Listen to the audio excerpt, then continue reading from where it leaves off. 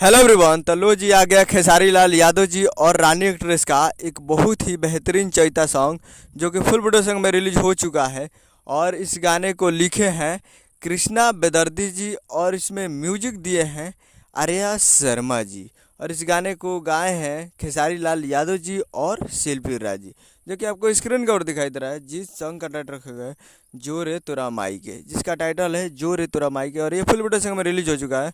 और वीडियो में खेसारी लाल यादव जी और रानी एक्ट्रेस जी, फिट में है रानी एक्ट्रेस जी। तो आज ये सुबह सुबह रिलीज कर दिया गया। आज full video song release in on 12 अप्रैल 2024 को सुबह 7 AM पे ये फुल वीडियो सॉन्ग को रिलीज कर दिया गया। आज 12 तारीख को सुबह 7 बजे ये फुल वीडियो सॉन्ग आ चुका है, जो कि काफ़ी बेहतरीन वीडियो सॉन्ग है और सुनेंगे तो मज़ा आ जाएगा, जो कि दिल को छू लिया गाना। तो काफ़ी ज़बरदस्त चाहिए सॉन्ग है। तो आप लोग जाइए और जाकर इसको VRR music Bhojpuri YouTube channel पे फुल वीडियो सॉन्ग जाकर वो आप देख सकते हो, वॉच कर सकते हैं। तो जाइए और जाकर VRR music Bhojpuri YouTube channel पे देखिए पेज।